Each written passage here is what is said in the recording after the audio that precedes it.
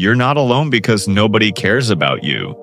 You're alone because the way you connect is broken. And the worst part? You already know this. You feel it every single day.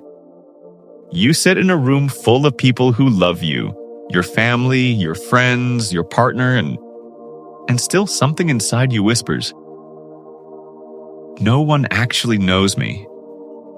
This isn't sadness. This isn't depression. This is something most people never name.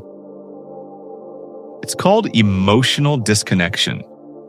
And it's quietly destroying more relationships than infidelity ever will. Think about the last time someone asked you how you're doing.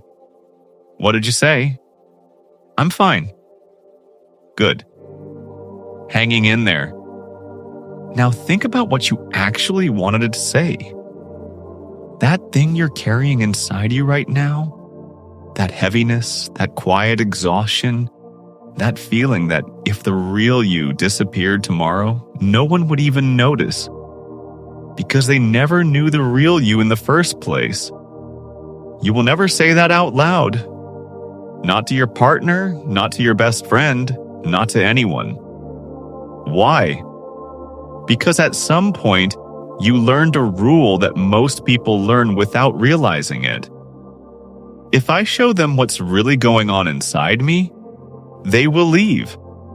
So you built a mask, not a dramatic one, a subtle one, the kind that smiles at the right moments, that says, "I'm good" when you're drowning, that laughs at jokes that don't land, that nods in conversations where your mind is somewhere else entirely. And the mask works. People think you're okay. They think you're strong. They think you don't need anything. But the mask has a cost.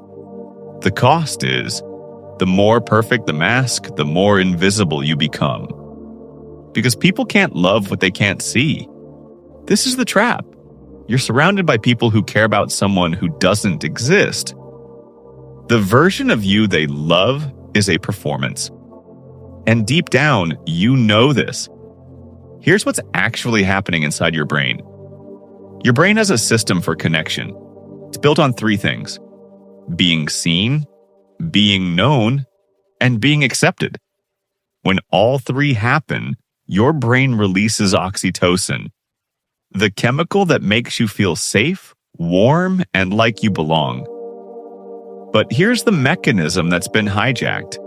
Every time you hide what you're really feeling in every "I'm fine" that should have been "I'm falling apart," your brain registers a gap, a mismatch between what you feel inside and what you show outside. Neuroscientists call this emotional suppression. And it doesn't just hide your feelings, it disconnects you from them. The more you suppress, the more numb you become. Not sad, not angry, just empty. Like you're watching your own life through a window.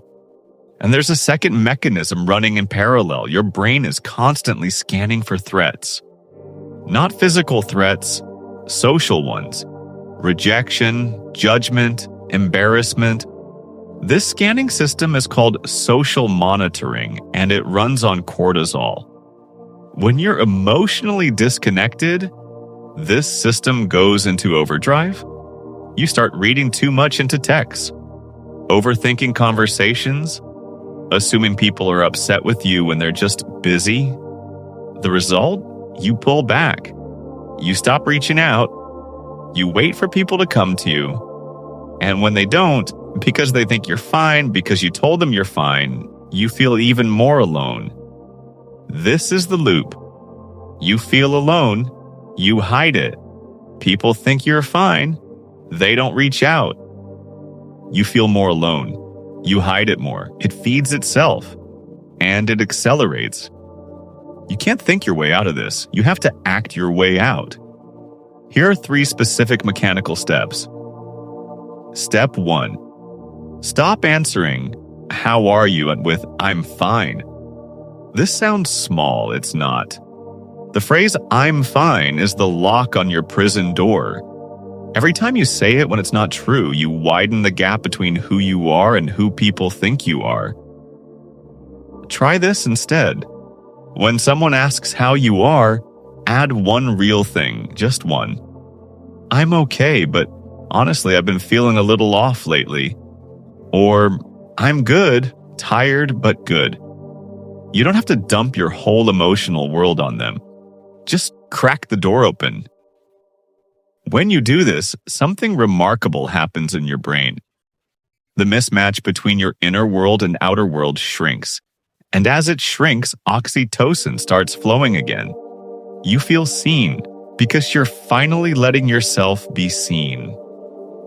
Step 2. Tell one person one thing you've been hiding.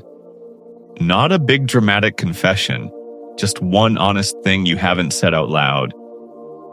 Maybe it's that you've been struggling with sleep. Maybe it's that work has been harder than you admit. Maybe it's that you feel more alone than you let on. The science here is clear. Vulnerability is not weakness. It is the mechanism of connection. When you share something real, you give the other person permission to be real too. This is how trust is built, not through perfection, but through honesty. Step 3. Stop waiting for people to notice. Ask for what you need. This is the hardest one. Because if you're like most people, you've been waiting. Waiting for someone to see through your mask. To say, I can tell something's wrong. To notice without you having to ask. But here's the uncomfortable truth. People who care about you are not mind readers. They see the version of you you're showing them. And if that version says, I'm fine, they believe it. So ask. Not vaguely. Specifically, I need to talk. Can we just sit together? I'm having a rough day. Can you just listen? This is not weakness. This is the most courageous thing you can do. This isn't just theory. According to Gallup tracking data, about 1 in 5 adults in America feels lonely on any given day. That's not a small number. That's tens of millions of people walking around feeling exactly what you're feeling right now. And here's what the research shows. The ones who break the cycle are not the ones who find more people. They're the ones who become more honest with the people already in their life. Research on connection consistently shows that the single strongest predictor of whether someone feels lonely or connected is not the size of their social circle. It's whether they feel like they can be themselves with the people closest to them. Not more friends, more honesty. That's the key. So here's your one thing for today. The next time someone asks you how you are, don't say, I am fine. Say one real thing. Just one. Because the loneliness you're feeling isn't because nobody cares. It's because nobody knows the real you. And they can't know the real you until you stop hiding. Remember this. The wall between you and connection isn't made of distance. It's made of silence. Break the silence and the wall falls. If this video hit something inside you, subscribe. We decode the invisible systems running your life, so you can finally break free. I'll see you in the next one.